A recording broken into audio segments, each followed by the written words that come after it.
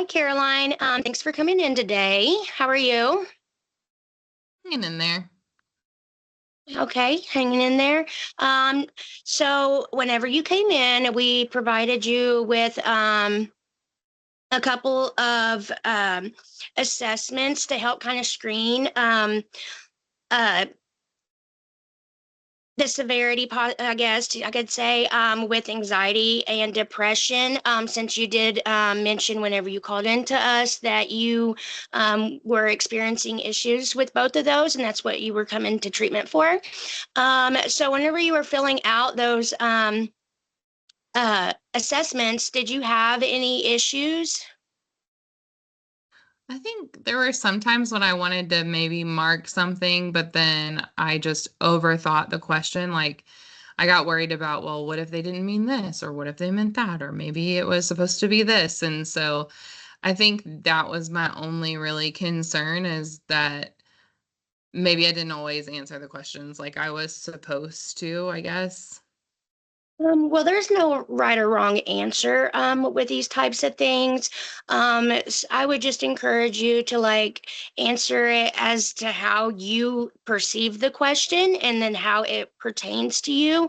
And don't worry so much about whether it being a right or wrong answer or and possibly meaning something different than what you're reading. Just answer it the way that you best can. Um, so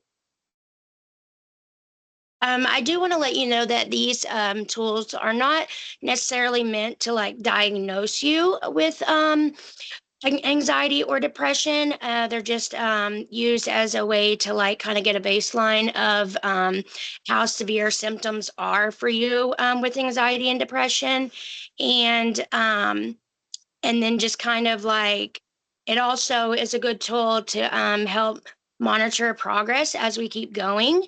Um, do you have any questions so far? No, I don't think so. Okay.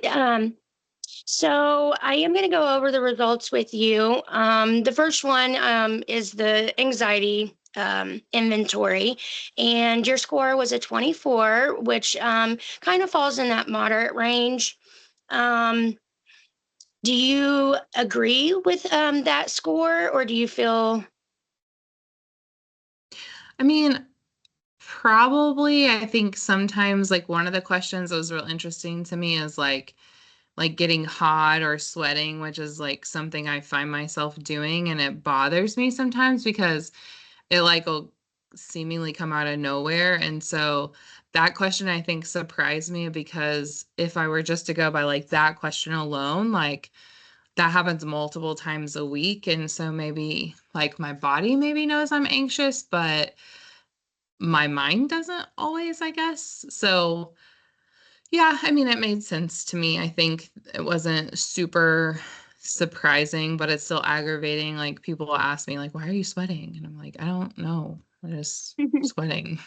Right, So, right. So yeah, I did kind of notice like some consistency with your somatic symptoms were kind of overall pretty good. And that was one that I did notice that you circled pretty high on. Um, mhm.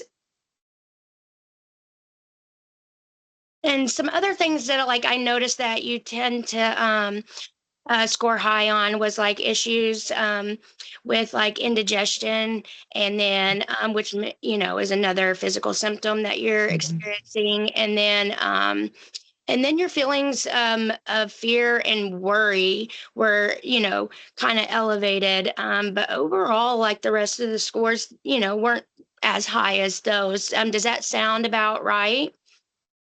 I think so. I mean, I think those are the ones that I deal with the most. But the that indigestion one, that was a weird one because it's like, what if I just had pasta sauce? Like I don't know that it's really anxiety, but it does that. I mean, I take indigestion medicine, so I just answered it that way. But It'd be interesting to see, as we progress, if after improving with some of these, improving your anxiety if these things kind of go down, and then that way you can help better gauge, like, is this because of anxiety or is it some other issue that I'm having? Yeah. um okay, and then so then also on your depression inventory, your score was a 27, which is also considered moderate. And how did you feel about that questionnaire? I don't know. I feel like, I guess when I think about depression, I just think about like maybe the most severe things. And so maybe that moderate was like a little surprising to me because to me, it's like I'm not that depressed. Like I don't know. Right, right. Um, so sorry, I keep losing. So then some things that I noticed that were strengths of yours in that depression inventory was that in, there's no actual plan or intent with suicide. So that was, I was very excited to see that it's not that severe, but I would like to touch it a little bit more on your passive thoughts that you have been having Mhm. as we go on, and then um, some areas that you kind of like scored high in were like fatigue, issues with sleep, poor appetite, and then just like kind of those feelings of like low self-worth and feeling like a failure and just like overall sadness. Does that sound pretty accurate? Yeah, I think so. I mean, I think that, my overall like confidence and my eating habits and just I think all of that kind of rolls together and you can just what it is. Yeah. Well, so, this kind of just gives us a good starting point to